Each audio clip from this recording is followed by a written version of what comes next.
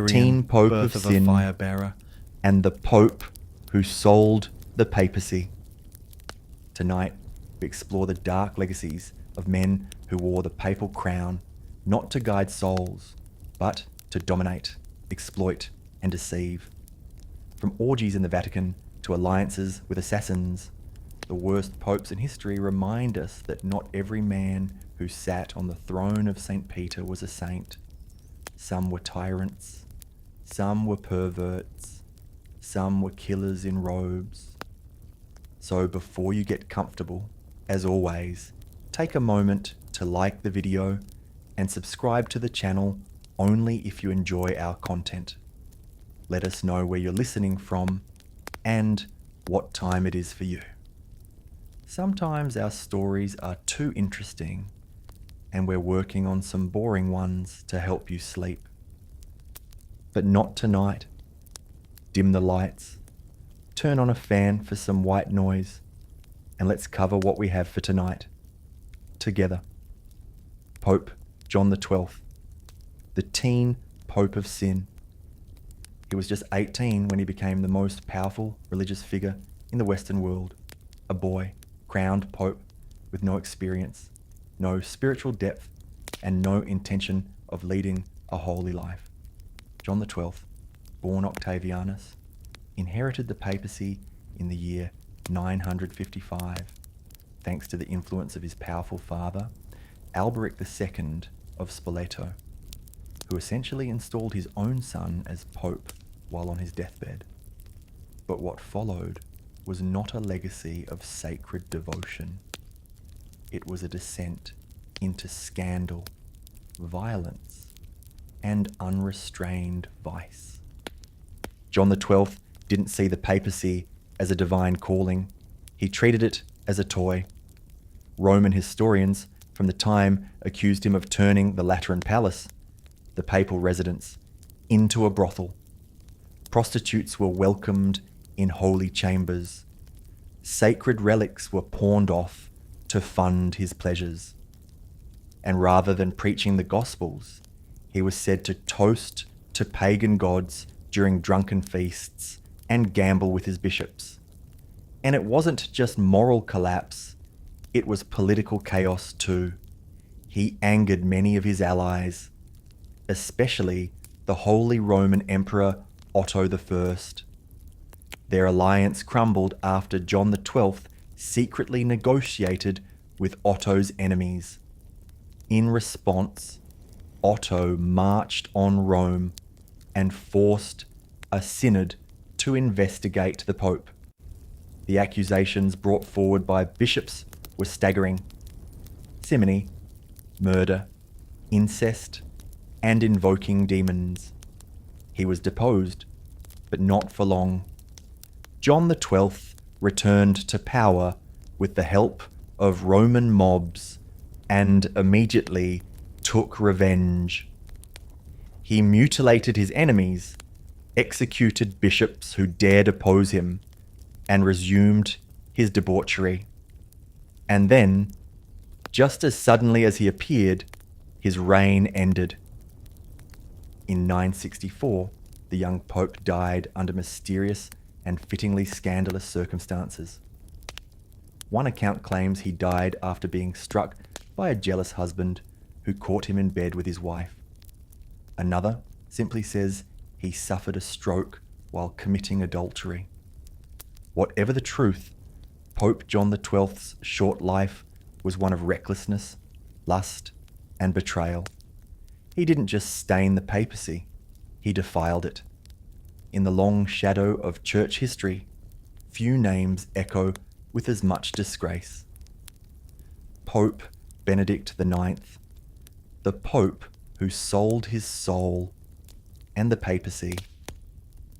If John XII was the most depraved teenager to ever become Pope, then Benedict IX was the most bizarre and arguably the most corrupt. He became Pope not once, not twice, but 3 separate times. Born Theophylactus of Tusculum, Benedict IX first took the papal throne in the year 1032. he was likely no older than 20, placed there by his powerful and aristocratic family. But this was no boy of virtue. Chroniclers called his reign a disgrace, accusing him of rape, adultery, and even black magic. He was known to host wild orgies inside Vatican grounds, and was so hated that even the Roman people, used to political corruption, demanded his removal. But Benedict wasn't interested in reform. He was interested in pleasure. His first papacy ended when he was driven out by a rebellion, but he returned shortly after, then left again, then returned again. In a move that stunned even the most cynical observers of the time, Benedict IX decided to do something that would forever stain the reputation of the church. He sold the papacy, yes, literally, for gold. He approached his godfather, the archpriest John Gratian, and offered him the papal seat for a price. Gratian, later known as Pope Gregory VI, accepted, though reportedly to bring peace to Rome. Still, the act was so scandalous that it set off a domino effect, plunging the church into a legitimacy crisis. And Benedict wasn't done. After selling the title, he changed his mind and tried to reclaim it twice. The church now had 3 men claiming to be pope at the same time. The situation grew so chaotic that Emperor Henry III had to step in, calling a council to resolve the mess. The result? All 3 were removed. A clean slate. Benedict IX was excommunicated, not once, not twice, but multiple times over the years, depending on which faction held control. He's remembered not just as one of the worst popes, but as one of the most bizarre, greedy, and shameless. The man who treated the throne of St. Peter like a game of musical chairs. A pope for sale, a soul auctioned, and Rome would never forget it. Borgia's crowned serpent and other monsters in white. Pope Alexander VI, the house of Borgia's crowned serpent. If there's one name that dominates every conversation about corruption in the Catholic Church, it's Borgia. Rodrigo Borgia, crowned as Pope Alexander VI in 1492, didn't just bring scandal to the papacy, he defined it. From the moment he assumed power, his reign was steeped in nepotism, bribery, and personal ambition. Alexander didn't rise through spiritual merit. He bought his way into the highest office in Christendom. The conclave that elected him was notorious for backroom deals and lavish bribes. And once he was enthroned, he wasted no time securing positions of wealth and power for his family. His papacy wasn't about shepherding souls. It was about expanding the Borgia dynasty. He openly acknowledged multiple children, including Cesare and Lucrezia, figures whose own reputations are soaked in legend, intrigue, and rumor. Cesare, a cardinal turned warrior, acted more like a mafia don than a church leader. Lucrezia was accused, perhaps unfairly, of incest, poisonings, and manipulating powerful men. But Alexander himself was no cleaner. He held lavish orgies inside the Vatican. One of the most infamous was the Banquet of Chestnuts, where 24 prostitutes were invited to entertain guests, while the Pope allegedly watched from his throne. Dancers performed naked. Coins were tossed to see who could catch them with anything but their hands. Meanwhile, Alexander sold cardinalships to the highest bidder, regardless of merit. The church became a market, and faith became a currency. Yet, strangely, he was also a skilled administrator. He strengthened the papal states, reformed certain bureaucracies, and even commissioned art. But none of that could wash away the filth that surrounded him. He died in 1503 under suspicious circumstances. Some say poisoned by mistake while plotting to kill a rival. Even in death, the Borgia name lingered like incense, clinging to a ruined chapel. He was buried with little ceremony, his body so bloated from decay that it reportedly wouldn't fit into his coffin. To this day, Pope Alexander VI is remembered as the most scandalous pope in history. He didn't just defile the sanctity of the church, he weaponized it. Under his rule, the Vatican became a throne room of ambition, lust, and whispered deaths. Pope Stephen VI, the cadaver trial. Some papal scandals stain the church with greed, others with a lust. But what Pope Stephen VI did was so macabre, so surreal, it bordered on the theatrical.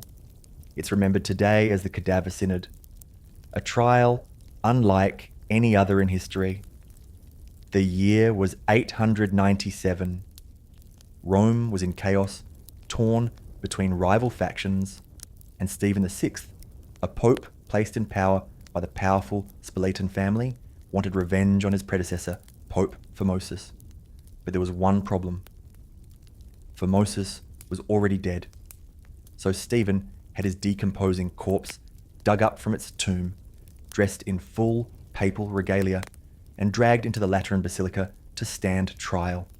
Yes, a dead pope, seated on a throne, propped up by attendants, was placed on trial for alleged crimes. The charges?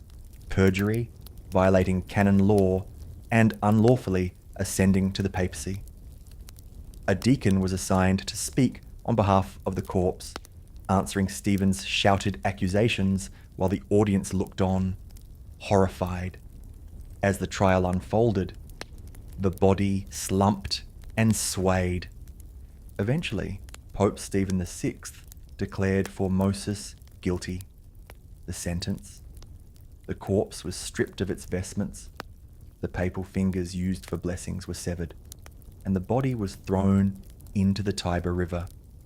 It was a grotesque spectacle, but also a deeply political move. By condemning Formosus, Stephen invalidated all the bishops and clergy he had ordained, clearing a path for his own supporters to rise. But the horror did not bring peace. The public was outraged. The Cadaver Synod triggered riots across Rome. Months later, Stephen was imprisoned. His enemies stormed his cell and strangled him to death. In the aftermath, the church tried to bury the episode, both literally and figuratively. Formosus's body was recovered and reburied with honor. Future popes nullified the rulings and forbade such trials from ever happening again. But the damage was done. Pope Stephen VI's legacy is not one of leadership, doctrine, or devotion. It is the image of a corpse on trial, a moment that turned the Vatican into a theatre of the absurd. Even in death, the papacy was not safe from the wrath of politics. Pope Urban VI, the tyrant in white. While many corrupt popes masked their sins with charm or indulgence, Pope Urban VI made no such effort. His reign, beginning in 1378, was marked not by quiet scandal, but by open hostility, paranoia, and terrifying violence. Urban VI was elected during a time of tension. The cardinals, fearing Roman mobs, chose an Italian, Bartolomeo Prignano, hoping to calm the locals. but they soon regretted their decision. Urban turned out to be volatile, suspicious, and cruel. He rejected advice, berated his cardinals in public, and reportedly beat his staff for minor errors. He didn't just rule with an iron fist, he ruled with clenched teeth and a red face. His paranoia grew rapidly. He believed that his own cardinals were plotting against him, and instead of addressing their concerns, he responded with violence. When several cardinals conspired to oppose him, or perhaps just escape his wrath, he had them imprisoned, then tortured. Reports from the time described their screams echoing through the Vatican walls. Some were brutally beaten, others slowly starved. 5 of them were executed without trial. Urban's instability led many to conclude that his election was invalid. A group of cardinals fled and elected a rival pope, Clement VII, based in Avignon. The result was one of the most damaging crises in church history, the Western Schism. For nearly 40 years, Europe was divided between 2, and sometimes even 3, competing popes. Different kingdoms backed different pontiffs. And beneath the surface, the unity of Christendom slowly fractured. Urban VI did not reconcile. He excommunicated his rivals and ruled with increasing isolation, surrounding himself with sycophants and brutes. As his mental health declined, so did the integrity of his reign. He alienated allies, destabilized Rome, and left the papacy stained with cruelty. He died in 1389, alone, bitter, and reviled. Pope Urban VI's reign is often overshadowed by the schism that followed, but his own actions, his rage, his violence, and his thirst for domination were the spark that set the church ablaze.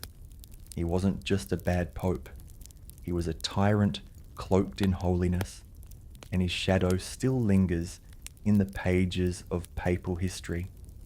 Indulgences, pornocracy, holy war. Pope Leo X, the prince who bankrupted salvation.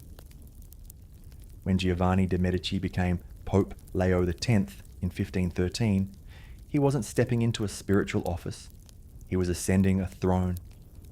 Born into one of the richest families in Florence, Leo was a Renaissance prince long before he wore the papal tiara. And when he did, the Vatican became his playground. He once said, "God has given us the papacy, let us enjoy it." And he did, extravagantly. Under Pope Leo X, the papal court ballooned into a theatre of luxury. Gold dripped from ceilings. Feasts never ended, and artists like Raphael filled the Vatican with beauty. He was a lover of poetry, pageantry, and performance. But beneath the surface of high culture lay financial ruin and spiritual disaster. Leo drained church coffers to fund his Renaissance ambitions, and when he ran out of money, he found a new way to raise funds. By selling salvation, he authorized the sale of indulgences, certificates that, for a price, promised to reduce punishment for sins. Priests across Europe stood in churchyards proclaiming, "As soon as the coin in the coffer rings, the soul from purgatory springs." It worked. Gold flowed into Rome, but outrage flowed faster. In 1517, a monk in Germany had enough. His name was Martin Luther, and he nailed his 95 Theses to the church door in Wittenberg, a direct protest against indulgences and papal corruption. How did Leo X respond? Not with humility or reform. He laughed it off, called Luther a drunken German who would change his mind when sober. When Luther didn't, Leo X excommunicated him. It was a fatal miscalculation. The Reformation exploded. Churches broke away. The unity of Western Christendom shattered forever. To Leo, the church was a stage, and he was the star. But he couldn't see the cracks forming beneath his feet. He died in 1521, heavily in debt, unaware of the full fire he had lit. Pope Leo X is remembered less for the beauty he commissioned, and more for the schism he helped cause, not through heresy or war, but through pride, excess, and the commodification of grace. A prince of the Medici, a performer on a sacred stage, and a pope who lost the soul of Europe. Pope Sergius III, the father of the pornocracy. Long before the age of Borgia decadence or Renaissance indulgence, there was a pope who set a precedent for corruption that would echo through centuries. His name was Sergius III, and his reign in the early 10th century marked the beginning of what historians now call the pornocracy. Yes, the rule of harlots.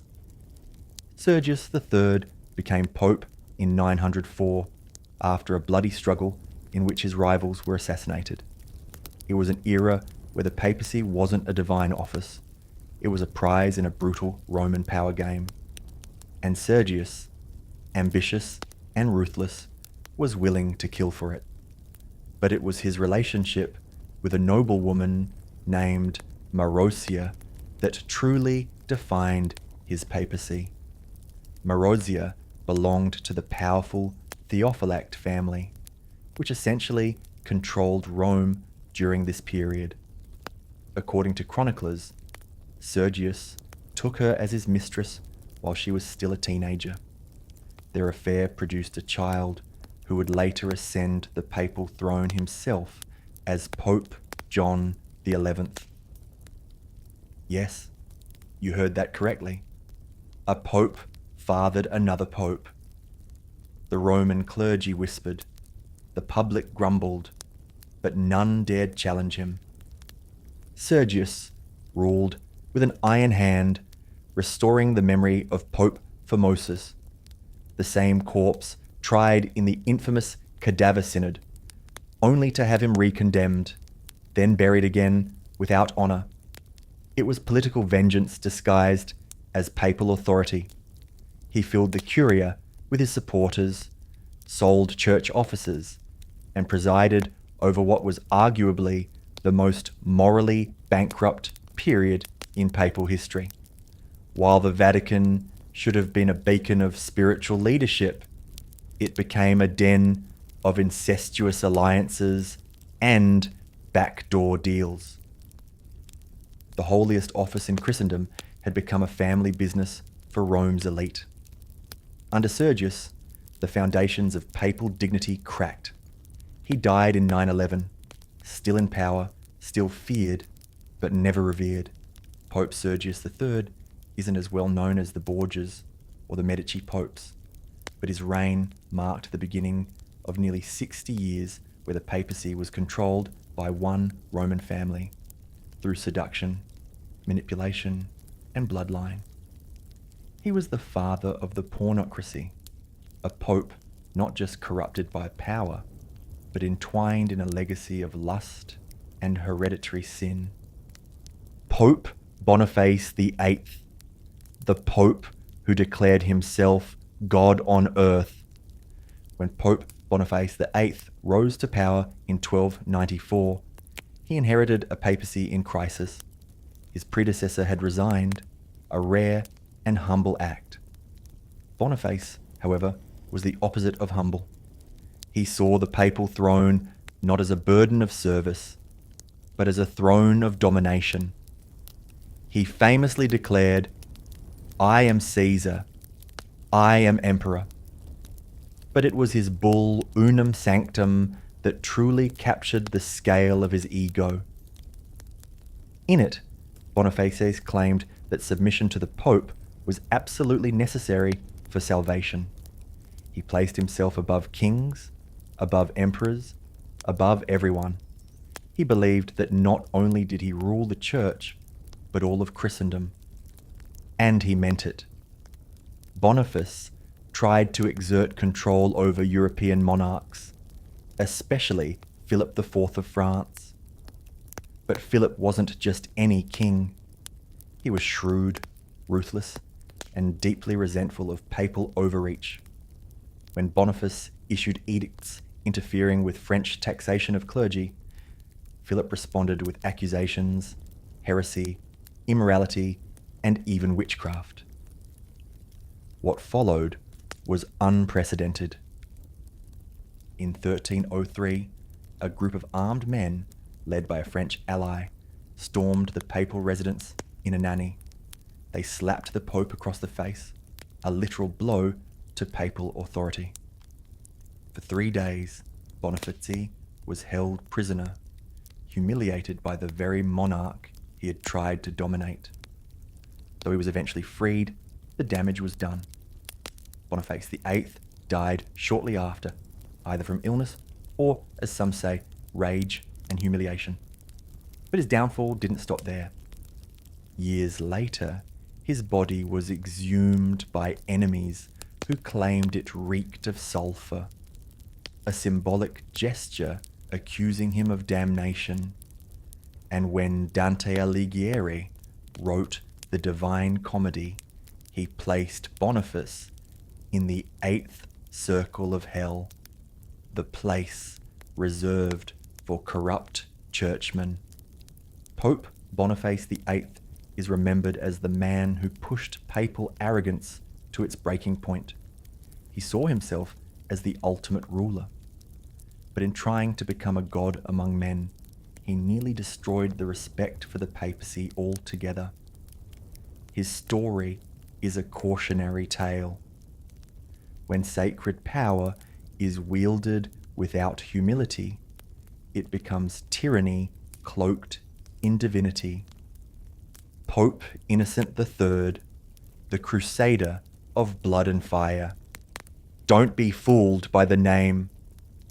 Pope Innocent III was anything but innocent. Crowned in 1198, he was one of the most powerful popes in history, and one of the most dangerous.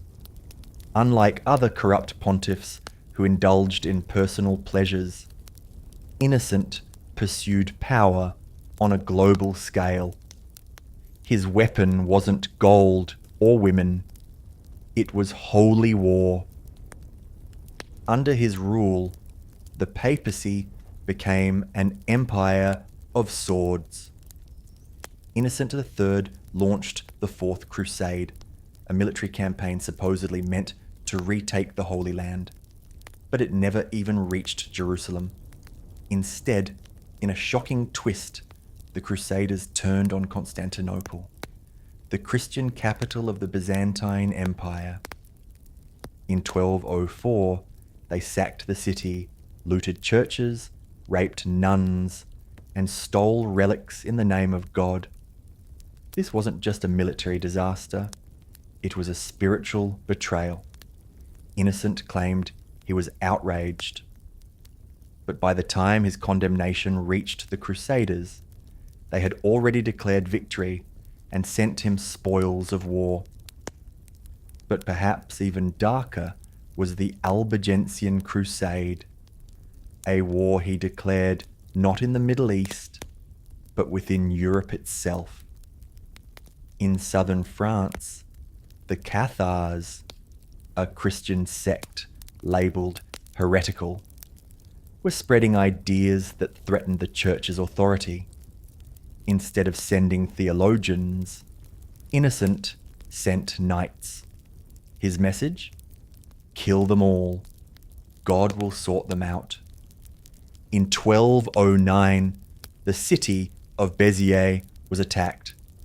When soldiers asked how to tell heretics from faithful Catholics, the response was chilling. Kill them all. Over 20,000 people were slaughtered, men, women, and children.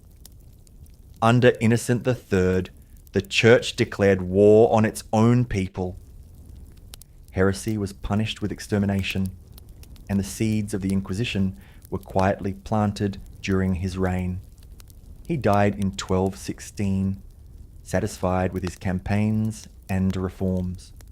And while he did centralize church power and reshape canon law, his legacy is stained with the blood of those he labeled enemies, even if they wore the cross.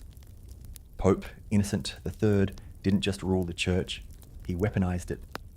And his crusades, launched under banners of purity and salvation, remain among the darkest blots on Christian history. The Hanging Gardens. Between dust and dream. Long ago, where the sands of Iraq now stretch silent and bare, there stood a city unlike any other. Babylon. Ancient, proud, and humming with life. It was a city of ziggurats and priests, of kings and scribes, of empires rising beneath stars that watched quietly from above. And at its heart, so the story goes, bloomed a garden that should not have been. The Hanging Gardens of Babylon. A wonder, they called it. A paradise not sprawled across fields, but suspended in the air, layered in ascending terraces, each one bursting with colour and life. Towering palms, fragrant myrrh, vines that curled and draped like green waterfalls. Water, the very essence of life, flowing through stone channels and trickling down walls, feeding fruit trees that should never have thrived in that dry, blistering heat. To stand before it, they said, was like seeing a mountain made of gardens, a man-made Eden that rose up from the earth and challenged the very laws of nature, a miracle of engineering, a triumph of imagination, one of the 7 wonders of the ancient world. But here is the question that haunts historians, archaeologists, and dreamers alike. Did it really exist? There are no Babylonian tablets that mention it, no inscriptions, no ruins we can point to and say, here it stood.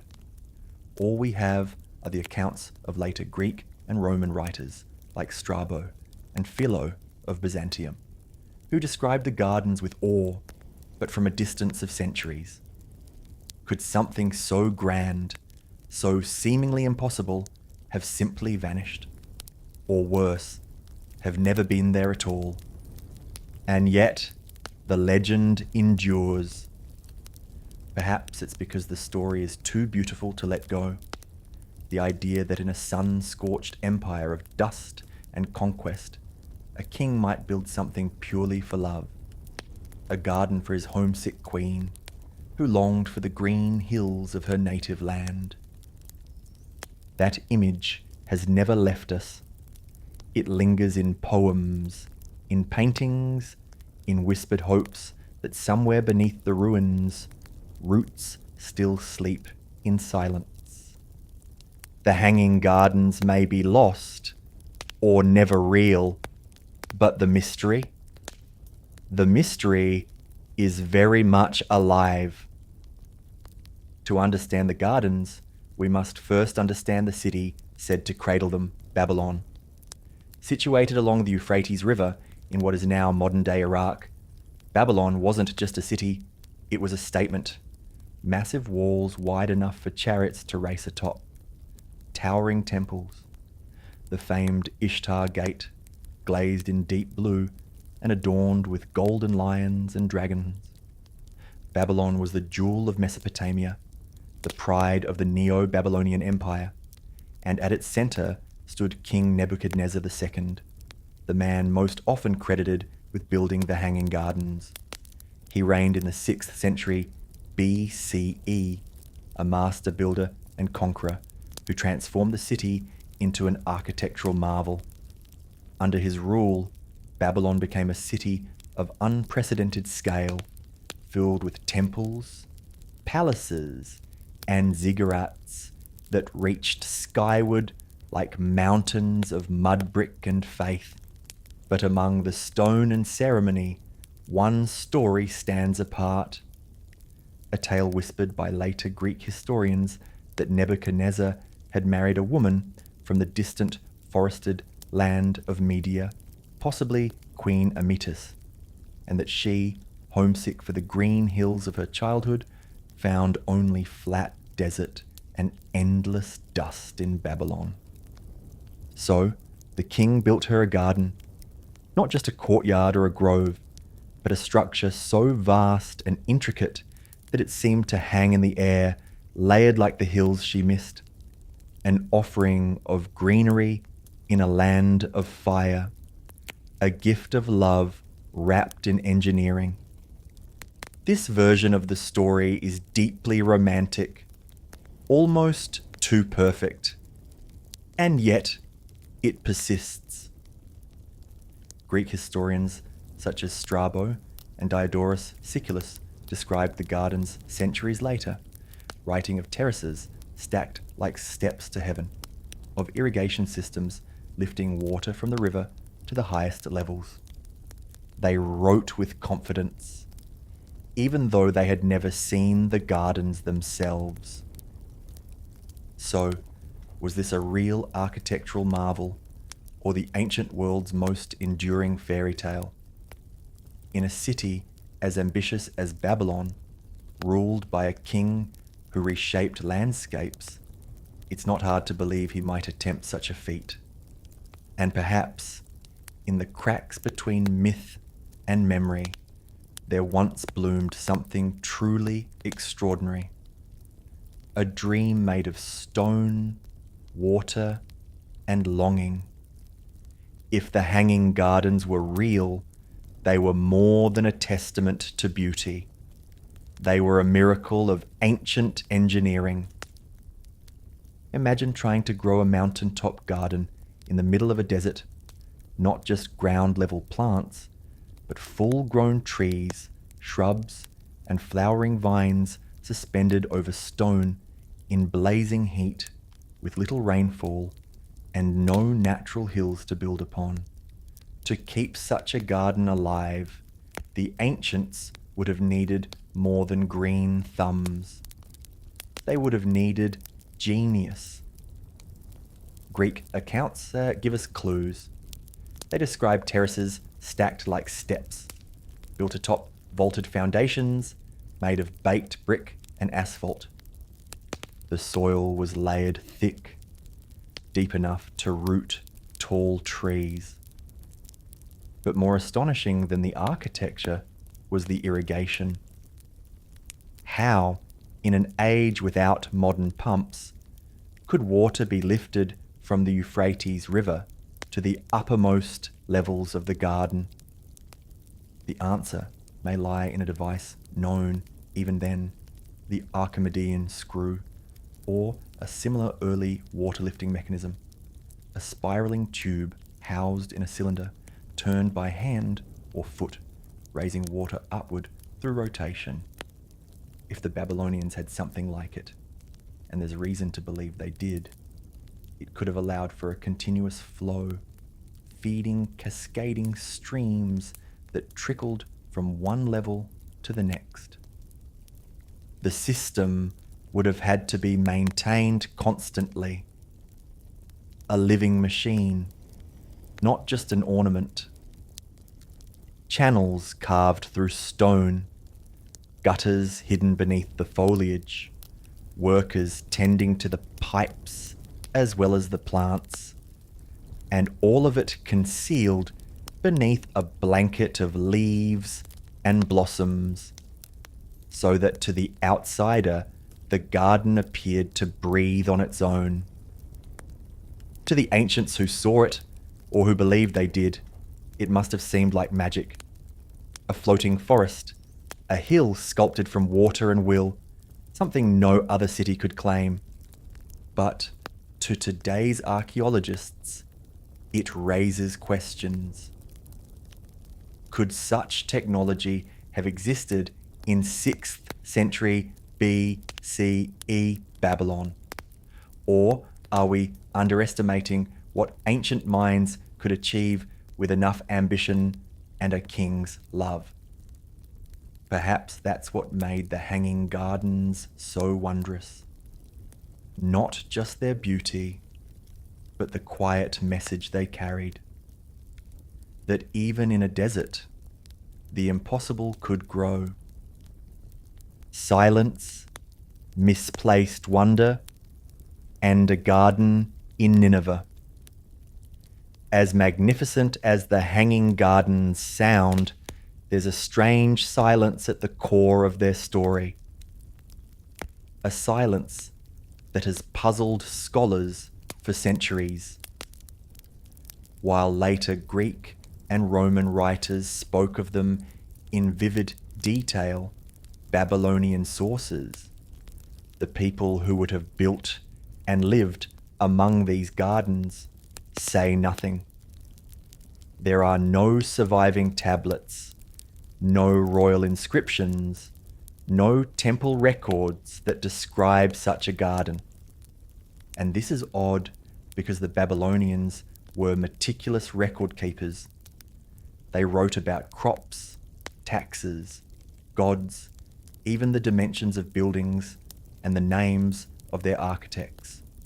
Yet nowhere do we find a single Babylonian line that confirms the existence of a massive terraced garden rising above their capital. Even King Nebuchadnezzar II, the ruler most often credited with creating the gardens, left behind thousands of cuneiform inscriptions. He boasts of temples, walls, palaces, but never a word about a wonder made for his queen. No mention of terraces, no reference to an elevated Eden. And that silence matters. If the gardens had truly existed in the heart of Babylon, why would their creator omit them from the long list of his achievements? Why would scribes and priests, who detailed every corner of Babylonian religious life, ignore a garden said to rival paradise?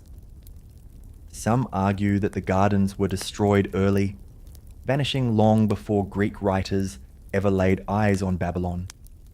Others suggest the gardens were not in Babylon at all, but somewhere else entirely, misattributed by foreign historians trying to reconstruct the world from hearsay and fragments.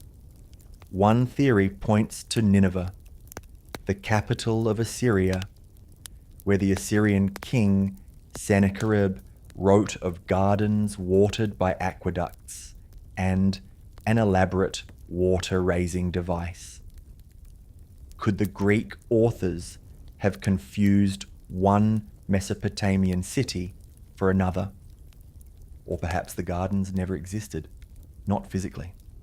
Perhaps they were always a symbol, a myth told and retold until it took on the weight of truth, a fantasy of paradise built in the mind of a faraway writer, meant to impress, to inspire, to astonish. But myths are never meaningless. Even in their silence, the Babylonians left us a puzzle, a space where wonder grows wild, fed not by fact, but by yearning. Though Babylon's own records remain silent, the Greek historians spoke clearly and passionately. One of the most cited descriptions of the Hanging Gardens comes from Strabo, a geographer writing in the 1st century BC. He never saw the gardens himself, but he passed along stories from earlier sources. Strabo described terraced platforms rising one above the other, supported by stone columns. He spoke of how water was drawn from the Euphrates using mechanical devices, perhaps the earliest reference to a water-lifting screw, and of a garden so large and elevated that it truly seemed to hang in the air. Another powerful account came from Diodorus Siculus, writing around the same time. He offered vivid detail. Trees planted in deep layers of earth, stone walkways wide enough for chariots, and complex irrigation channels hidden beneath the greenery. He claimed that the gardens had been built by a king to comfort a queen. Both writers described a marvel beyond comprehension, a mountain made by human hands, a structure that defied the flat, dry landscape of Mesopotamia. And they weren't alone. Several Greek and Roman authors echoed similar tales. But here's the tension. These descriptions, though elaborate, were all second-hand. None of the authors had visited Babylon during the height of its splendor.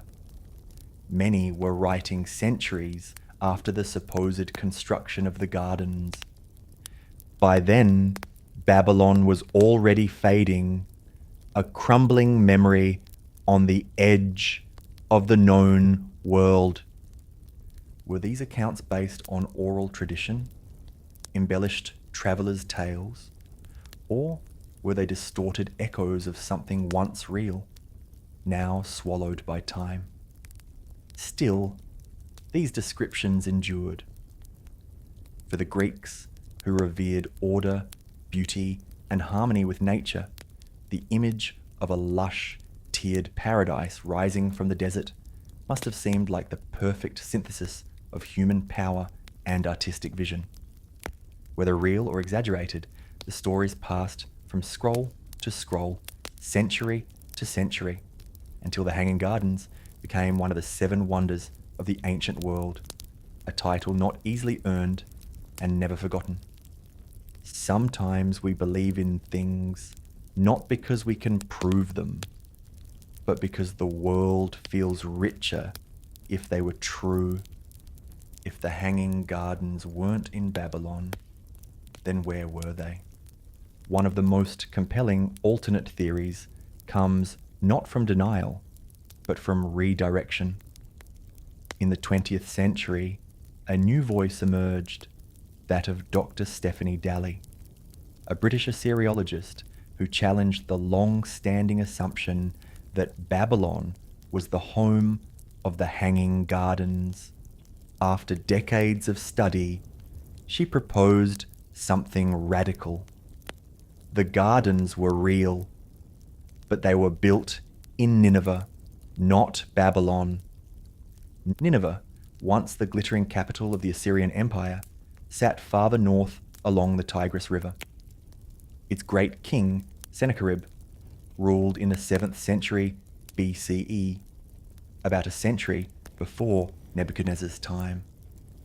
And unlike Babylon, Sennacherib left behind records, clay tablets filled with pride and detail. In these inscriptions, he described a magnificent palace garden filled with exotic plants, fruit trees, and a massive aqueduct that brought water from the mountains 50 kilometers away. He even mentions a water-lifting screw, the same technology that Greek authors would later attribute to the Hanging Gardens. Could it be that what the Greeks described was based not on Babylonian glory, but on tales of Assyrian engineering, misunderstood or misattributed across time? Dalley also pointed out that the ancient word Babylon could mean more than one place. The Assyrians sometimes used it to refer to gateways of the gods, sacred cities, not just the city of Babylon itself. In this light, Nineveh may have been another Babylon, and the gardens, in fact, never moved at all. Only the name did. This theory doesn't erase the gardens. It relocates them. And in doing so, it brings clarity to the silence of Babylon and the boldness of Assyrian records. It suggests that the wonder was not imagined, just misunderstood. If true, it would mean the Hanging Gardens did exist, just not in the city we expected. It would make Sennacherib the creator, not Nebuchadnezzar. And it would rewrite one of the world's oldest architectural mysteries. Sometimes legends don't vanish. They simply shift places, hiding in plain sight, waiting for someone to read the ancient lines just a little differently.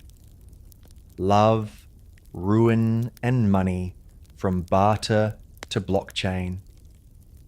Beyond the bricks and aqueducts, beyond all the historical debates and archaeological theories, the story of the Hanging Gardens is also a love story, soft, persistent, and human. According to later tradition, King Nebuchadnezzar II did not build the gardens out of pride, nor as a temple, nor as a display of imperial power. He built them for Amytis, his queen, a woman far from home. Amytis was said to be a princess from Media, a land of rolling hills, cool breezes, and forests that whispered with green. When she married into the Babylonian court, she entered a world of heat and dust, endless flatlands, brown brick walls, and a sun that rarely relented. And so, the legend goes, the king saw her sadness and answered it with a garden. He ordered the creation of a mountain in the middle of the city, not one made of earth and stone alone, but one woven with vines, scattered with blossoms, and breathing with water. He called on architects, engineers, and slaves to raise a monument not of conquest, but of comfort, a piece of her homeland sculpted in the very heart of his. This is not a confirmed fact. No Babylonian text records her name. No tablets speak her sorrow. But the tale has echoed through time for a reason, because it's easy to imagine, easy to believe, that in the center of one of the world's greatest cities, a king once tried to make a single soul feel less alone. And perhaps that's what gives the Hanging Gardens their enduring power. Not just that they were beautiful, not just that they defied gravity, but that they were born, at least in story, from devotion, not to a god, but to a woman. In that version of the tale, the garden becomes more than architecture. It becomes a quiet rebellion. In a world shaped by war and empire, someone built something not to dominate, but to heal, stone by stone, leaf by leaf, drop by drop. Even if the gardens never existed, the love that built them still does. If the Hanging Gardens were once real, where did they go? Great wonders often fall, not with a crash, but with a whisper, slowly, quietly, over generations. Time doesn't just erase buildings, it buries them in silence. And Babylon, once the jewel of Mesopotamia, was no exception. The city endured centuries of conquest and decay. After the fall of the Neo-Babylonian Empire, it passed into the hands of the Persians, then the Greeks, then the Parthians. Each ruler left a mark, but none maintained the splendor that Nebuchadnezzar had built. Babylon's bricks were torn down to construct new cities. Earthquakes and erosion took their toll. Sand swept in from the desert, burying gardens and gates alike. By the time Alexander the Great arrived in the 4th century, BCA. Babylon was a fading echo. He dreamed of restoring it, even making it the capital of his empire. But death claimed him before the dream could take shape. Without a patron, the city was left to rot. No one knows exactly when the gardens vanished. Perhaps they were dismantled. Perhaps they collapsed from neglect. Or perhaps they never stood at all, existing only in the pages of foreign writers who had heard a story too good to question. In the 19th and 20th centuries, archaeologists uncovered the foundations of Babylon's grand ziggurats and palaces, but no trace of the gardens has ever been definitively found. The absence is heavy. It lingers like the space where a great tree once stood. Roots gone, but the shape of its shade still remembered. Even if they once towered in reality, the Hanging Gardens have now passed into a different kind of truth. The truth of memory, myth, and longing. We search the ruins not just for brick or pipe, but for proof that such wonder was possible. That humanity, even in its earliest days, dreamed of beauty that reached upward. And maybe that's what makes their disappearance so haunting. Not that they vanished, but that they may have never existed at all. And yet, we still believe, because the mind, like the desert, is a place where forgotten things can still bloom. The Hanging Gardens of Babylon, real or imagined, occupy a rare space in human history. We have no stones, no carvings, no ruins to stand before, and yet they remain one of the vivid and beloved wonders of the ancient world. Why? Because some wonders live not in earth and mortar, but in the imagination. The idea of a garden reaching into the sky, blooming above a parched desert, fed by clever machines and crowned with cascading greenery. It speaks to something deeper than history. It taps into our longing to create beauty where it should not exist, to tame nature, to build joy from barren stone. Whether raised by Nebuchadnezzar in Babylon, or by Sennacherib in Nineveh, or simply dreamed into being by Greek poets and travellers, the gardens remind us of what ancient people were capable of and what they hoped for. In a world of conquest, someone dreamed of green. In a land of walls and war, someone imagined waterfalls and flowers. And isn't that enough? Even now, artists paint it.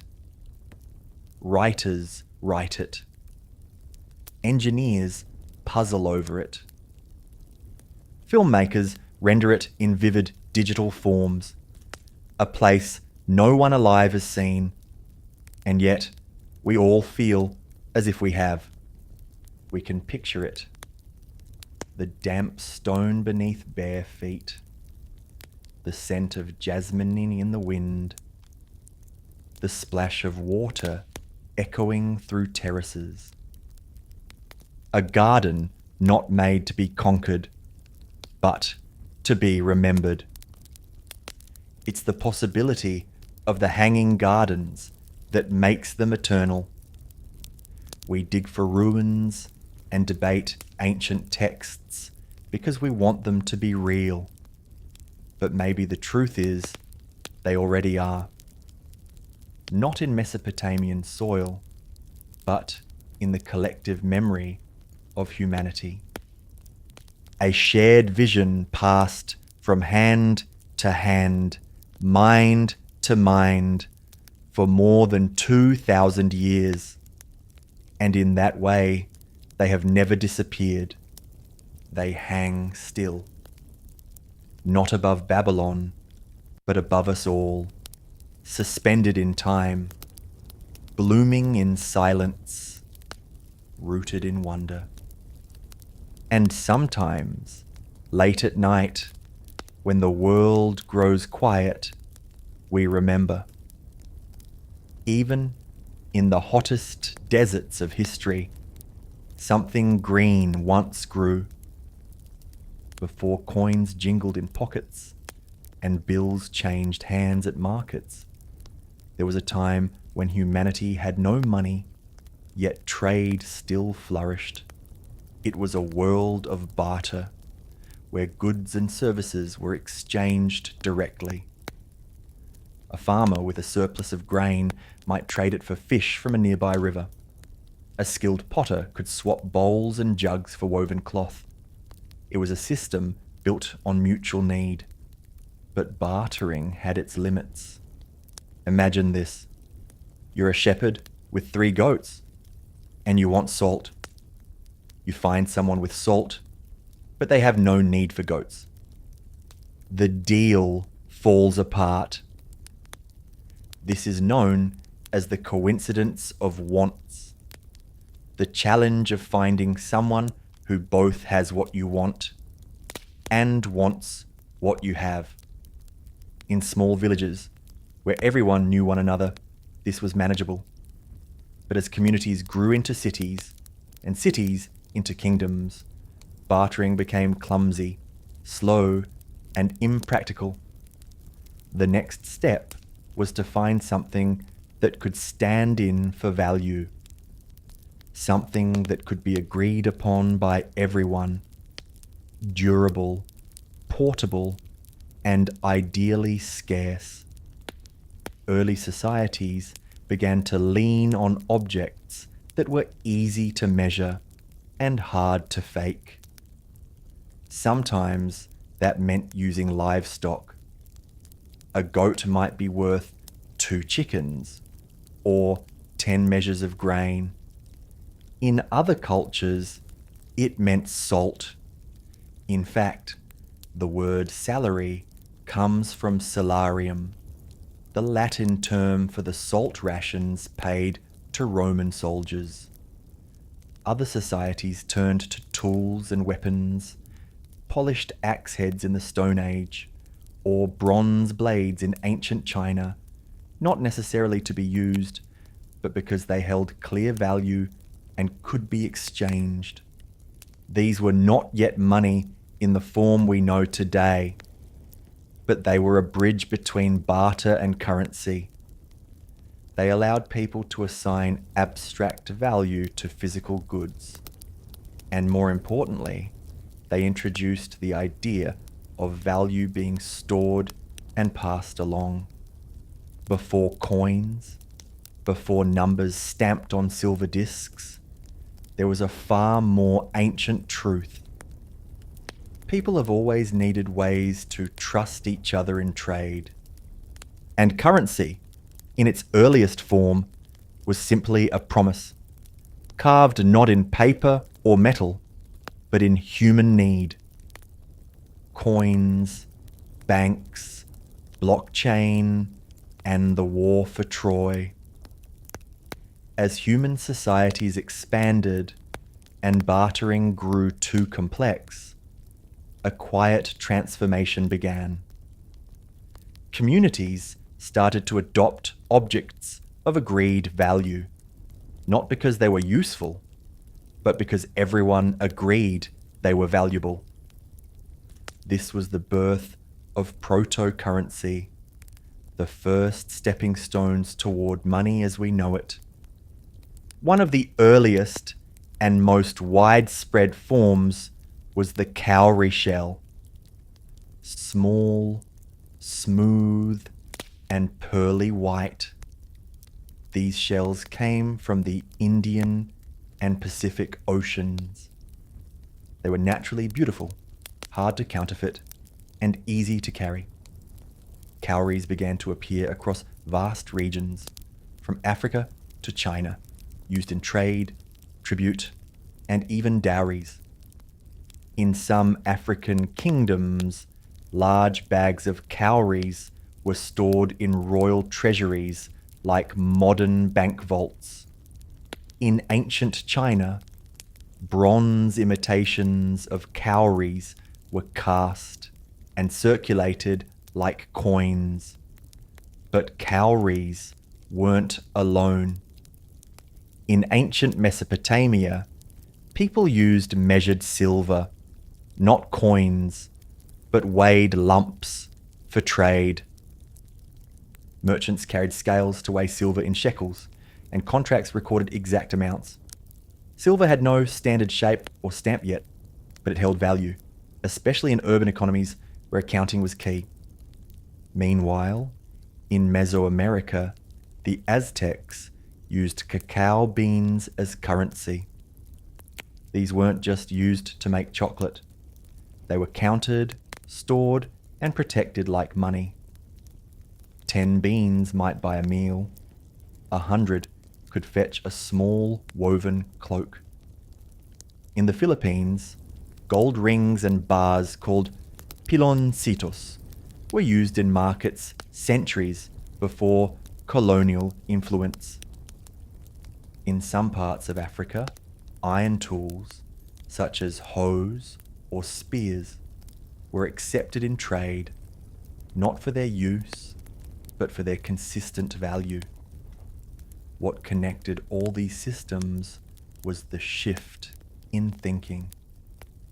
Value didn't need to be immediate or personal. It could be symbolic. A small shell or shiny metal could represent something larger. Time, labor, or security. These early forms of currency changed how people interacted. Now, one didn't have to trade directly for a needed good. You could accept something of value today and use it later for something else entirely. Trust began to flow through tokens, objects, and numbers. Money was no longer about survival. It had become a language spoken in cowries, beans, and bars of silver. As trade networks expanded and civilizations grew, so too did the need for more reliable and standardized forms of money.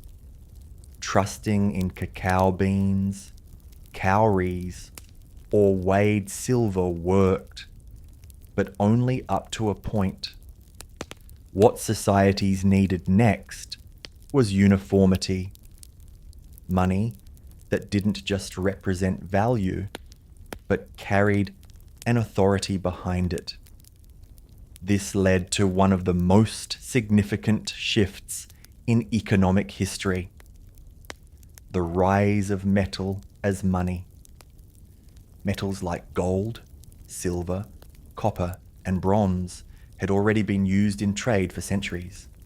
They were rare, durable, and could be melted and reshaped without losing value. But their use was still inconsistent. A piece of silver in one region might be accepted, but in another it would need to be tested, weighed, and judged all over again. So, ancient cultures began shaping metal into consistent forms: bars, rings, and eventually coins. The key wasn't just the shape, it was the guarantee.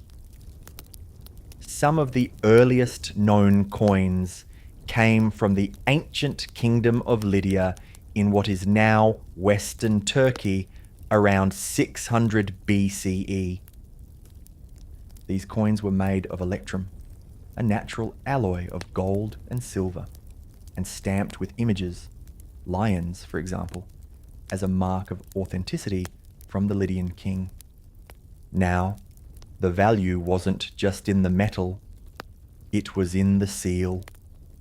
Stamped metal became a revolutionary idea. A coin meant something. It had weight, yes, but it also had the backing of a ruler, a state, or an empire. A person could accept a coin not just because it was shiny and heavy, but because they trusted that everyone else would accept it too. Soon the idea spread. Greek city-states, the Persian Empire, Rome, India, and China all developed their own coinage systems. Each coin was a symbol of control, communication, and commerce. Kings and emperors printed their faces onto currency, not just for recognition, but for power. Every exchange carried their image, their name, their reach. In these stamped metals, money evolved. It became not just a means of trade, but a message. A message that said, this has value because we say it does, and because you believe it. The idea of money truly changed the moment it became minted. Not just shaped metal, but officially authorized currency stamped by a ruling power. This wasn't just innovation, it was a declaration. As early as the 7th century BCE, the Lydians in Anatolia began producing coins made of electrum, a naturally occurring blend of gold and silver. These weren't decorative tokens, they were created for trade, each stamped with a lion's head, the royal emblem of King Alyattes. These first coins didn't bear numbers. Instead, their weight and the authority of the stamp confirmed their worth. The practice caught on quickly. In nearby Greece, city-states began minting their own coins, using symbols of local identity. Owls for Athens, turtles for Aegina, Pegasus for Corinth. Each coin reflected pride, culture, and trust. Greek coins were not just currency, they were miniature pieces of propaganda, carried from one market to another. Over time, rulers discovered something else. Control over money meant control over people. If a king could decide what counted as money, he could influence trade, raise armies, and shape the economy of an entire region. In Persia, King Darius the Great introduced a gold coin called the darik, stamped with an image of the king himself holding a bow. It circulated across a vast empire, connecting lands from Egypt to India with one consistent form of money. Meanwhile, in China, early coins took on distinctive shapes: spades, knives, and round discs with square holes in the center. Cast in bronze and bearing the marks of dynasties, these coins were strung together on ropes and worn like wallets around the waist. Their form reflected both utility and symbolism. Square representing the earth and the circle heaven. The act of minting money transformed how people experience value. Coins became trusted tools, not just for local trade, but for long-distance exchange. Soldiers were paid in them. Taxes were collected through them. Markets grew around them. And with every stamped image, be it a god, a king, or a mythical beast, money whispered the same message. This is more than metal. This is power. This is law. This is order. Currency was no longer born of barter. It was born of command. As currency systems spread across the ancient world, no civilization refined, expanded, and standardized coinage like the Romans. For them, money wasn't just about trade. It was about empire. By the time of the Roman Republic, coins had become essential to everyday life. The Romans introduced a system based on bronze and silver, later adding gold as the empire grew wealthier. Their earliest coin, the asrud, was simply a chunk of bronze, but over time they began producing carefully weighed and stamped coins, each with a specific role in the economy and a story to tell. The denarius, minted in silver, became one of the most famous Roman coins. It was used for military salaries, civic payments, and trade across the empire. On one side, a Roman symbol, a god, a figure of victory, or a scene of conquest. On the other side, the face of the emperor.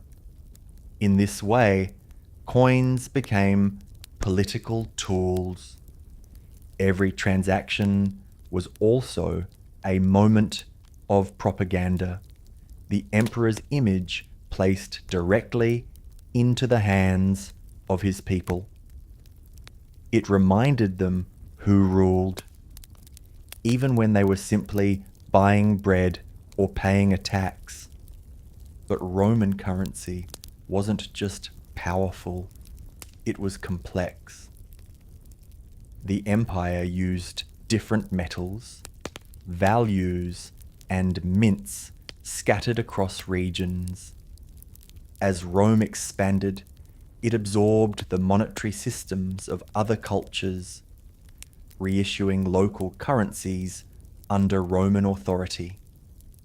This brought consistency and order to trade from Britain to Judea. However, even empires can struggle with money. As the Roman economy faced military pressure and internal corruption, the state began debasing its currency, mixing less precious metal into silver and gold coins. Over time, the denarius lost its shine and its value. Inflation soared. Trust in money declined. Still, the system endured for centuries. Roman coins travelled farther than Roman legions, showing up as far away as India and Scandinavia. They weren't just instruments of commerce, but symbols of Roman influence, carried in pockets, buried in hoards, lost in riverbeds. And when the empire fell, the coins remained, artifacts of a civilization that understood one simple truth. If you can control the coin, you can shape the world it flows through. While Rome was forging its empire through minted silver and bronze, the ancient civilizations of Asia were building their own rich histories of currency, often just as innovative and in some ways far more enduring. In China, the evolution of money took a unique path. Early forms weren't round. They were shaped like tools, spade money, knife money, and later bell-shaped coins. These reflected practical symbols of value, agriculture, and labor. But as the need for standardized trade grew, the Chinese began producing round coins with square holes in the center. These could be strung together on cords, 1,000 coins tied in a loop, carried on a belt, or hidden in walls for safekeeping. The square hole wasn't just functional, it held cosmic symbolism. Round represented heaven, and the square symbolized earth, uniting the two in every transaction. These coins were typically made of bronze and marked with inscriptions declaring their origin, often tied to the emperor or the dynastic era. But unlike in Rome, where coins constantly changed with each new ruler, Chinese coinage stayed remarkably consistent in shape and style across centuries. In this continuity, there was stability. Further south and west, India developed its own early currency system. As far back as the 6th century BCE, small silver pieces called punch-marked coins were in circulation.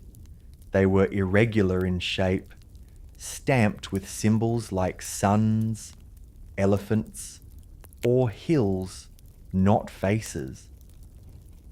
These coins spoke of nature, religion, and power in a land where trade connected silk routes to seaports. Meanwhile, the vast network known as the Silk Road stretched across Asia, linking China, Central Asia, Persia, and the Mediterranean. Along it flowed silk, spices, porcelain, and money.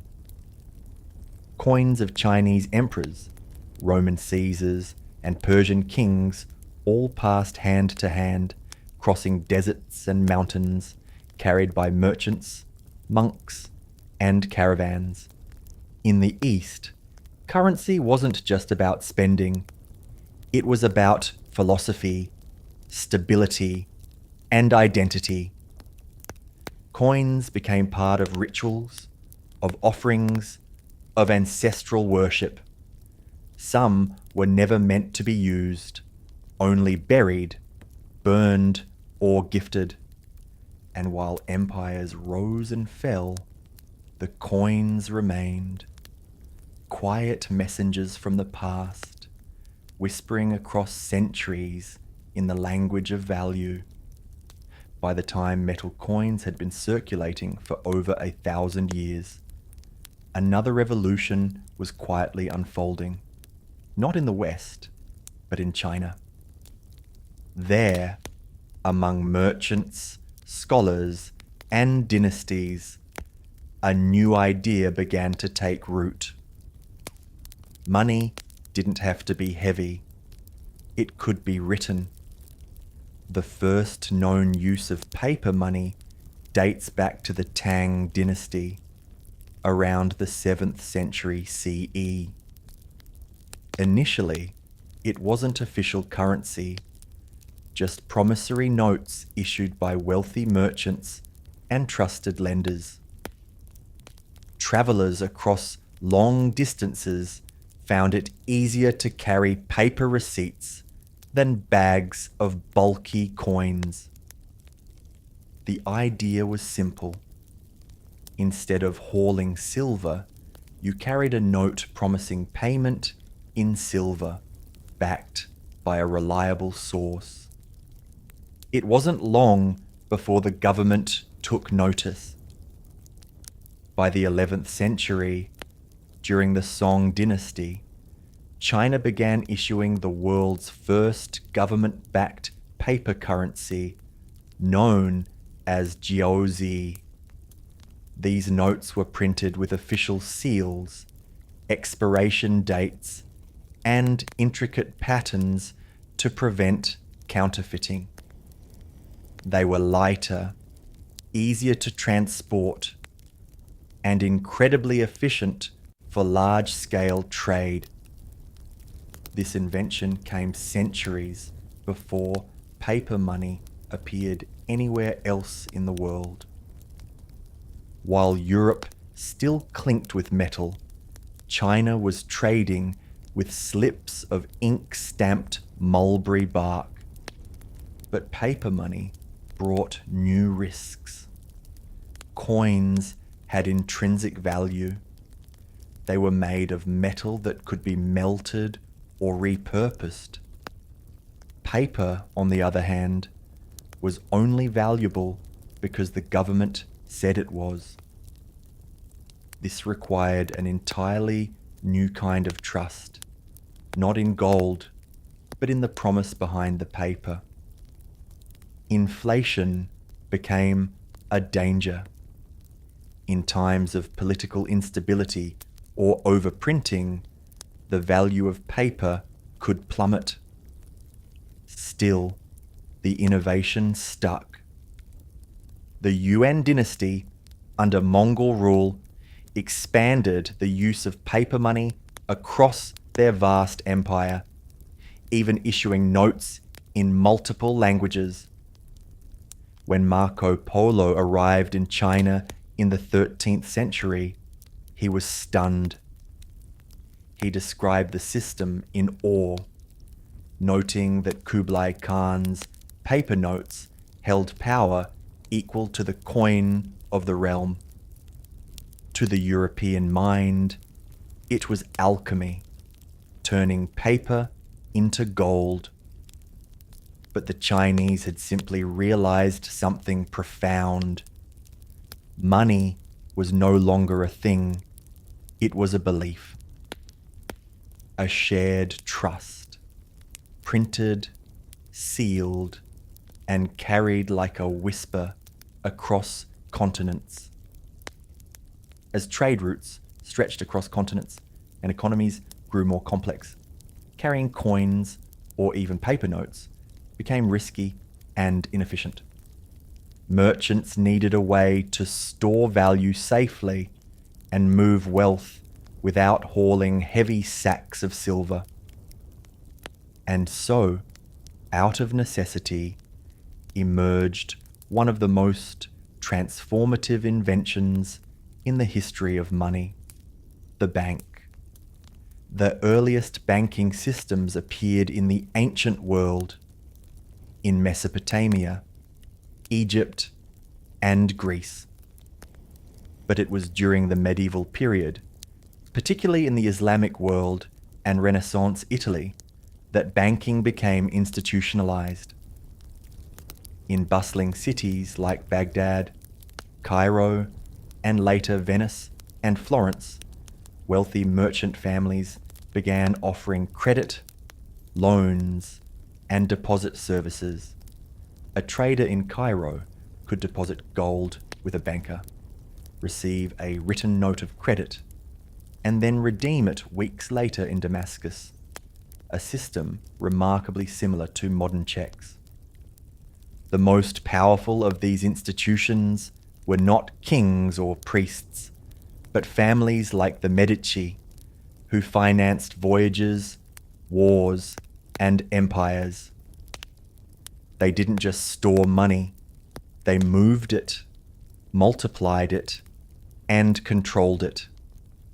At the core of this new system was a radical idea. Money did not need to exist physically at all times.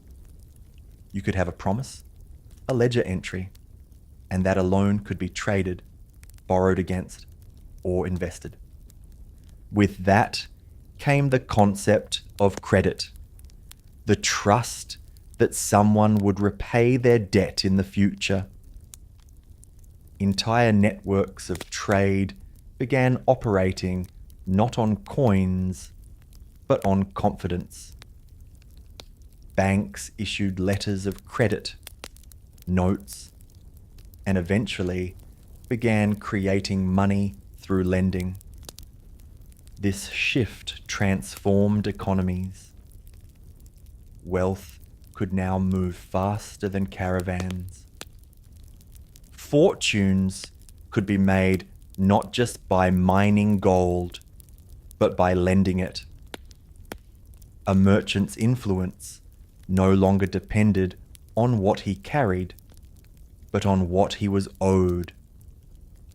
Of course, With credit came risk. Defaults, fraud, and economic bubbles all grew in this new world of invisible wealth. But there was no turning back. Money had evolved once again, from object to symbol, and now to record. From copper coins to ink on paper, from silver in hand to trust in a ledger, currency was no longer just held. It was believed into being. Today, when you tap your phone to pay for coffee or transfer money across the globe with a click, you're engaging in a transaction that doesn't involve a single physical coin or bill. No metal, no paper, just numbers on a screen. And yet, the trade is real. The goods are exchanged. The system holds. We've entered the era of invisible money. From the shells and silver of ancient times, currency has now become code. Digital banking, online payments, cryptocurrencies, and central bank digital currencies are transforming what it means to own, store, and spend money. And for many, the idea of cash is slowly fading into memory. With a digital bank account, you no longer hold money, you access it. Your balance lives on a server, updated in real time, managed by systems you'll never see. Money now moves at the speed of light, crossing borders, buying stocks, funding startups with zero physical form. And then there's cryptocurrency, a bold experiment in trust without authority. No king, no central bank, just blockchain, a decentralized ledger verified by thousands of independent nodes. Bitcoin, Ethereum, and others don't exist in vaults. They exist only as math, and yet they're traded, stored, and even used to buy homes, cars, and art. We've come a long way from goats and grain, and yet the essence of money has never changed. Whether stamped in bronze, printed in ink, or rendered in lines of code, money is still built on the same ancient foundation: trust. The belief that this object, or screen, or string of numbers can be exchanged for something you want. It's a social contract, whispered across time, from barter to blockchain. The future of money may be cashless, contactless, and entirely digital, but its roots stretch backward into clay tablets, silver scales, and gardens of cowrie shells. And no matter how modern it becomes, money will always be a story, told not just in numbers, but in the ancient human need to trade, to trust, and to believe in value where none exists. And in the golden haze of Greek legend, no figure shines brighter or casts a longer shadow than Helen of Troy. She was said to be the daughter of Zeus and Leda, born not of a woman, but from an egg. Her beauty, poets claimed, was unmatched, so powerful, so divine, that men went to war over her. Entire kingdoms bled for her name. Helen was queen of Sparta, married to King Menelaus, when Paris, a young Trojan prince, arrived. Some say he stole her, others say she followed willingly. Either way, when the sails of his ship disappeared over the horizon, the ancient world tilted into chaos. Menelaus, humiliated and furious, called upon the oath all of Helen's former suitors had sworn, the vow to protect her marriage, no matter who won her hand. And so, under the banner of honour and vengeance, Greece united. Kings gathered their ships, among them Agamemnon, the ambitious high king of Mycenae, Odysseus, the clever strategist of Ithaca, and Achilles, the half-divine warrior whose name would become legend. They sailed for Troy, a city said to be wealthy, fortified, and proud. 10 years they fought beneath its towering walls. Battles raged, heroes died, and gods took sides. Zeus and Hera, Apollo and Athena all turned the war into a divine spectacle. The death of Patroclus, the rage of Achilles, the slaying of Hector, and finally the trick of the wooden horse. That is the myth, a sweeping epic of passion, pride, and betrayal. But what of reality? For centuries, historians believed it was fiction, a beautiful lie told by poets like Homer, who wrote the Iliad centuries after the war supposedly occurred. Yet buried beneath the legend is something stubborn, something real. The city of Troy was not a fantasy. It existed. And in the late 19th century, a German archaeologist named Heinrich Schliemann claimed to have found it, layers of ruins buried beneath a hill in modern-day Turkey. So now the question is no longer, did Troy exist? It's, did a war happen there? And was there ever really a Helen, a Paris, an Achilles? To find the truth, we must peel back the poetry and dig into the dust of the Bronze Age. Centuries after the supposed fall of Troy, a blind poet named Homer shaped the war into legend. His epic, the Iliad, composed around the 8th century BCE, became the cornerstone of Greek identity, a story of gods, rage, and doomed heroes. But Homer wasn't writing history. He was preserving memory, shaped, stretched, and sung by generations of storytellers before him.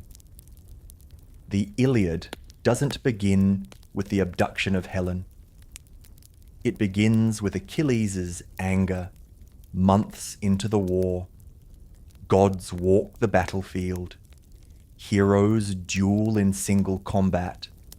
The Greeks are not simply warriors. They are almost mythic beings, larger than life, yet achingly human in their pride, grief, and glory. Homer never claims to have seen these events. He lived nearly 500 years after the war would have taken place. Yet his knowledge of Bronze Age weapons, armor, and customs is striking, far too accurate to be coincidence. Scholars believe Homer may have drawn from oral traditions passed down over centuries, preserving echoes of real conflicts in poetic form. But it's not just the Iliad. Homer's Odyssey follows the aftermath, the long journey home. Other works, now lost or fragmented, told of Achilles' death, the fall of Troy, the Trojan horse, and the sack of the city. Together, these tales formed what was known as the epic cycle. to the ancient Greeks, these weren't fairy tales. They were ancestral memory, a record of a heroic age when gods mingled with men and the fate of nations turned on the honor of a single warrior. The Trojan War became a cultural anchor. Every city-state wanted a piece of it. Kings claimed descent from its heroes. Poets retold the story again and again. But was Homer describing history? Or had centuries of storytelling transformed a local skirmish into a cosmic tragedy? That's the mystery. And it leads us to a quiet hill in modern-day Turkey, where stone, ash, and buried walls may still hold a sliver of the truth, because sometimes the line between myth and memory is as thin as a poet's breath. For centuries, Troy was believed to be a myth, a fabled city born from Homer's imagination. But in the late 19th century, a man named Heinrich Schliemann set out to prove otherwise. Driven more by passion than formal training, Schliemann believed the stories were rooted in truth. Guided by Homer's texts, he identified a mound in northwestern Turkey known as Hisarlik. To the casual eye, it was just a hill. But beneath its surface, layer by layer, lay the buried remains of ancient cities. Not just one Troy, but several. Schliemann began to excavate with urgency and at times recklessness. He dug deep past Roman and Hellenistic ruins until he reached what he believed was the true Troy.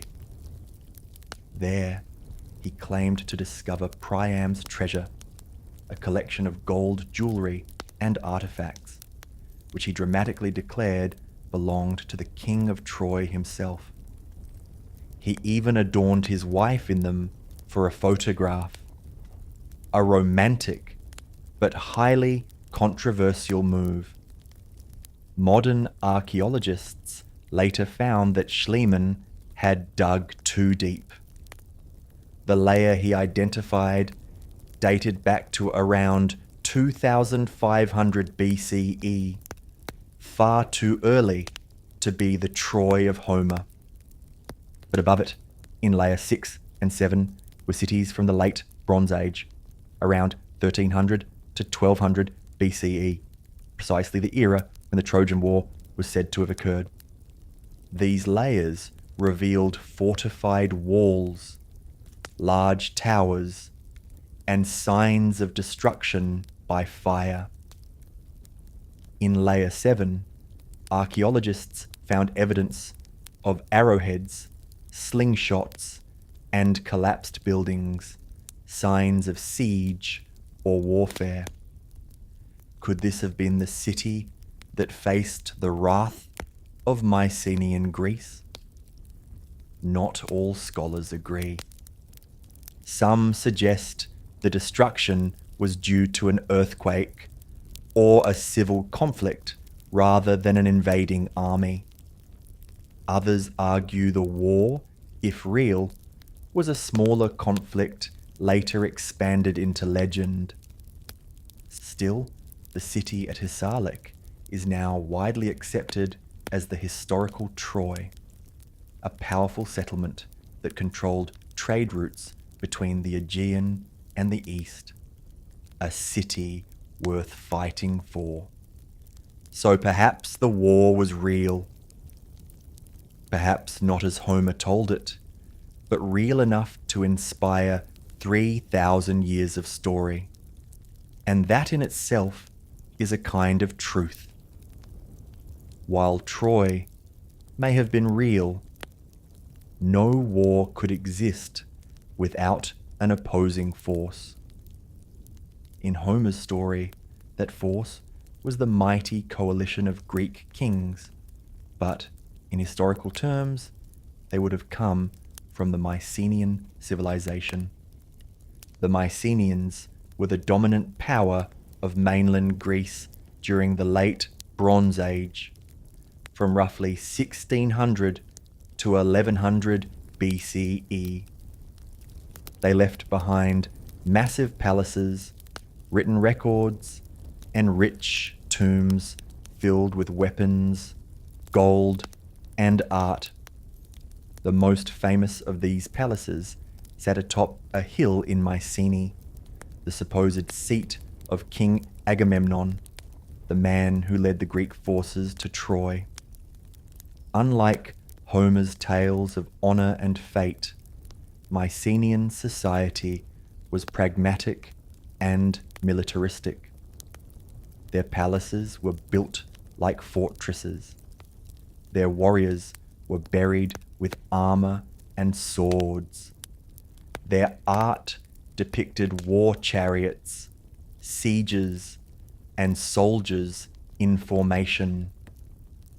These were not the loose confederations of later classical Greece.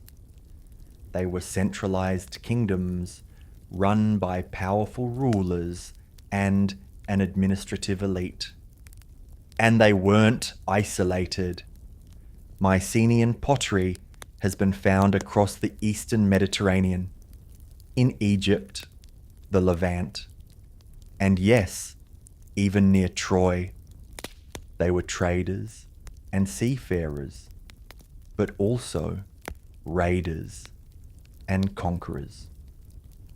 They likely competed for influence and control of coastal cities and key trade routes, especially in western Anatolia, where Troy stood.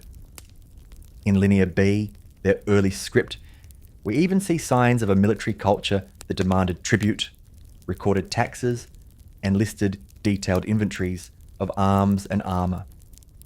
Though the script offers no mention of a Trojan War, it reveals a world where such a conflict wouldn't have been unusual. So what if the war wasn't over Helen at all? What if it was about control, of trade, of sea lanes, of influence in the east? A real Mycenaean expedition against a rich rival city like Troy wouldn't need gods and romance to justify it. All it would take was power, ambition, and timing. Perhaps the Greeks did sail across the Aegean. Perhaps they laid siege to a city with high walls, and perhaps that story was passed from mouth to mouth, growing with each retelling until it sang of heroes. To understand the Trojan War, we must step into the minds of the people who told it and believed it. The Greeks of the archaic and classical periods didn't separate myth from history the way we do today. To them, the stories of Achilles, Hector, Odysseus, and Helen weren't just entertainment. They were echoes of a heroic past, a golden age when gods walked among men and fate was etched into stone by divine hands. In the Iliad, the gods don't merely observe the war, they participate. Aphrodite protects Paris. Athena guides Achilles. Zeus balances the scales of fate. This divine intervention wasn't a literary device, it was a world view. The gods were seen as real forces, emotional, unpredictable, and deeply entwined with human affairs. Yet, beneath the gods and prophecies are human stories of rage, pride, vengeance, and grief. Achilles isn't just a warrior. He's a young man wrestling with loss and the cost of glory. Hector isn't merely Troy's champion. He's a father and husband who knows he's fighting a war he cannot win. These characters feel alive precisely because their struggles are timeless. So, where do these figures fall on the spectrum between history and myth? There's no archaeological evidence for Achilles or Helen, no records of a king named Priam or a prince named Paris. But some names, like Alexandros, another name for Paris, do appear in ancient Anatolian texts. And the concept of warrior chiefs, feuding kings, and shifting alliances certainly fits the late Bronze Age world. What seems likely is this: the war, if real, was fought by people who would have looked very different from Homer's heroes, less like demigods in gleaming bronze, and more like gritty warlords fighting for territory, tribute, or revenge.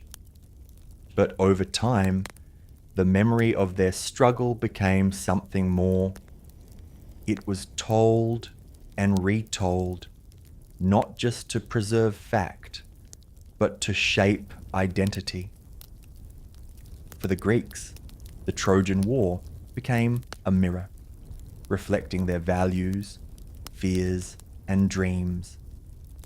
In that way, myth does something history can't.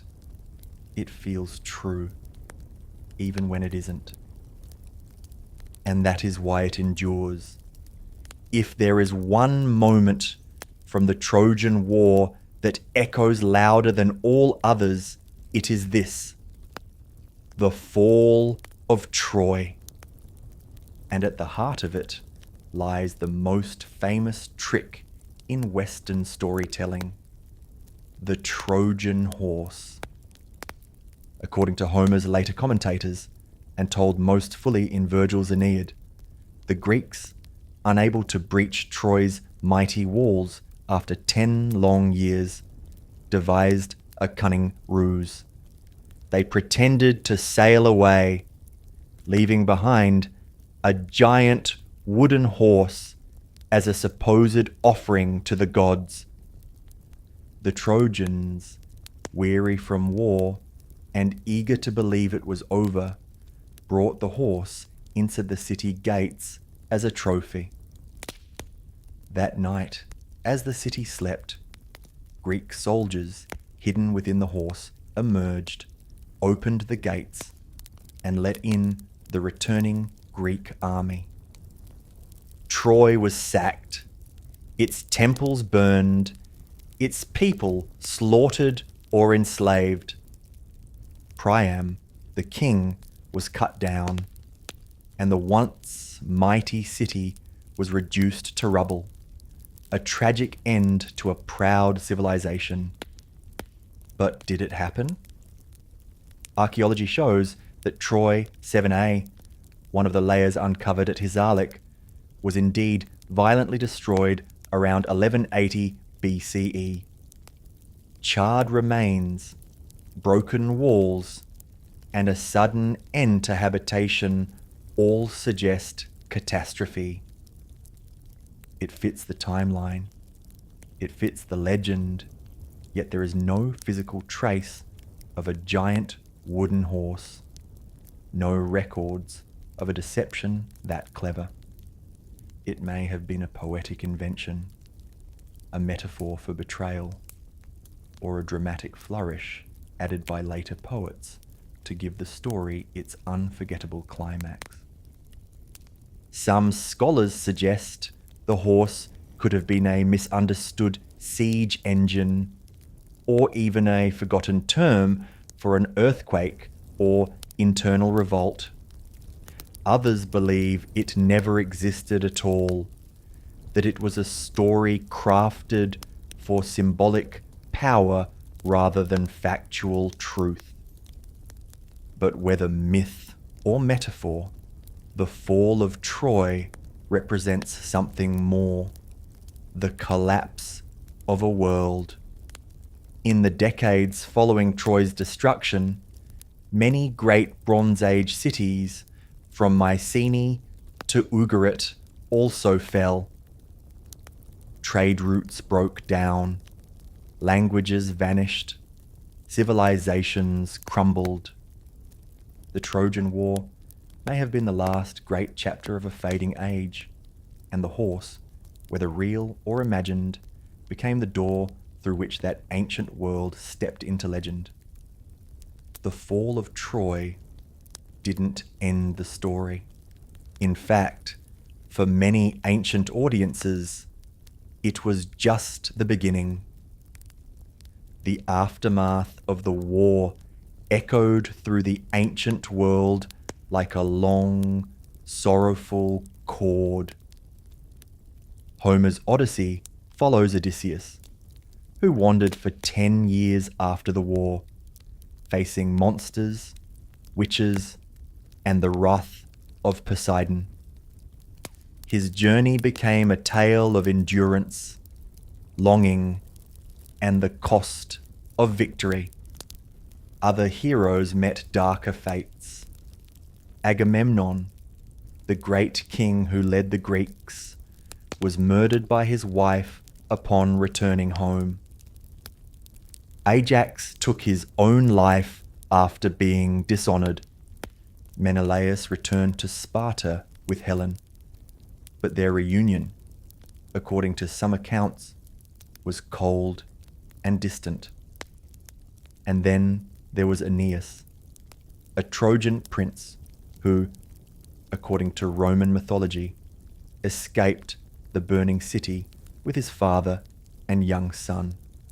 His journey, told by the Roman poet Virgil in the Aeneid, took him across the Mediterranean, through storms and battles, until he arrived in Italy.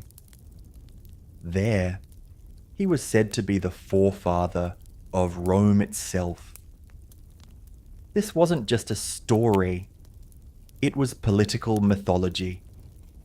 By claiming descent from the Trojans, the Romans tied their empire to the Age of Heroes, suggesting their civilization rose not from barbarians, but from survivors of a sacred past. In this way, the Trojan War became more than a Greek legend. It became pan-Mediterranean memory. Every culture wanted a connection to Troy, whether as victors, victims, or inheritors. Cities claimed Trojan founders. Kings boasted of Trojan blood.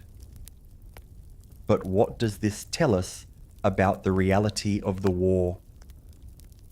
Perhaps that it mattered far more than just the fighting. Troy, real or not, became a symbol of endurance, of loss, of the rise and fall of nations. And in that symbol, civilizations found meaning, roots, and legitimacy. For the ancient world, Troy wasn't just a city, it was a turning point, a mythic fracture between what was and what would be. And from its ashes rose stories of survival, sorrow, and new beginnings. As centuries passed, the story of the Trojan War was no longer just a tale told by bards. It became a tool. Myth turned into memory, and memory into power. In classical Greece, cities like Athens and Sparta used the Trojan War to define themselves. Athenian playwrights reimagined Helen and Menelaus, not as mere victims or lovers, but as symbols of Greek pride, honor, and sometimes failure. Euripides questioned the morality of the war. Was it really fought for love? Or was it a mask for greed and ego? The war became a lens through which Greeks examined their own politics. The struggles of heroes mirrored the debates of democracy. The fall of Troy warned of hubris, of the destruction that comes from excessive pride and vengeance. Later, during the Roman Empire, the myth was reshaped again. Rome claimed descent not from the Greeks, but from the Trojan survivors, casting themselves not as the descendants of conquerors, but as the noble victims who rose from tragedy. Julius Caesar claimed to trace his lineage to Aeneas, and by extension to Venus herself. This was not history. It was myth used for legitimacy. A narrative weapon as sharp as any sword. Even in the modern world, the Trojan War has never truly died. Artists, writers, and filmmakers have retold it again and again, each time reshaping it to reflect new values. Achilles becomes a tragic anti-hero. Helen is seen not as a passive beauty, but a woman caught in forces beyond her control. Paris, once romantic, becomes cowardly. Odysseus, clever and cold. The story evolves. It bends to fit the moment. But every retelling keeps one thing constant. Troy, that burning city by the sea, that dreamscape of love and loss, of pride and ruin. And so, myth becomes more than a tale. It becomes a mirror reflecting back not what happened, but what each generation needs to believe. Whether fact, fiction, or something in between, the Trojan War remains not because it's proven, but because it's felt.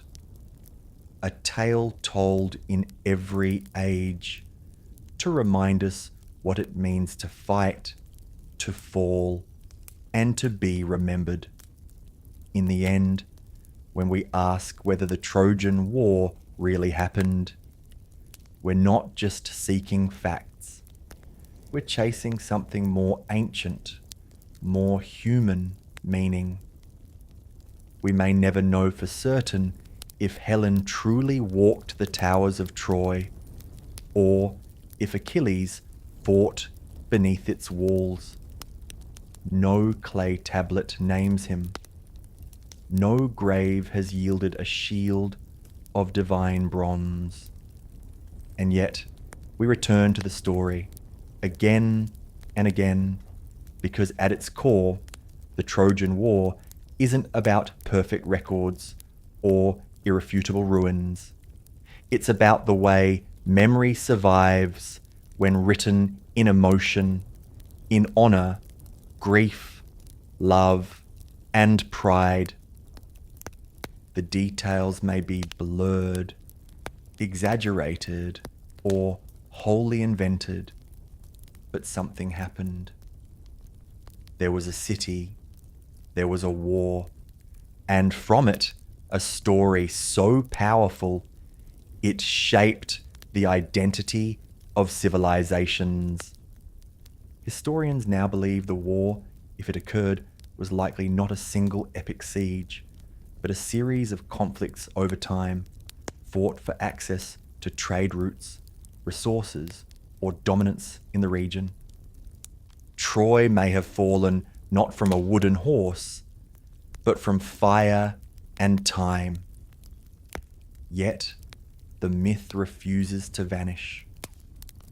That's because the truth of Troy lives in two places: One is archaeological, buried in earth, in pottery shards and broken ramparts.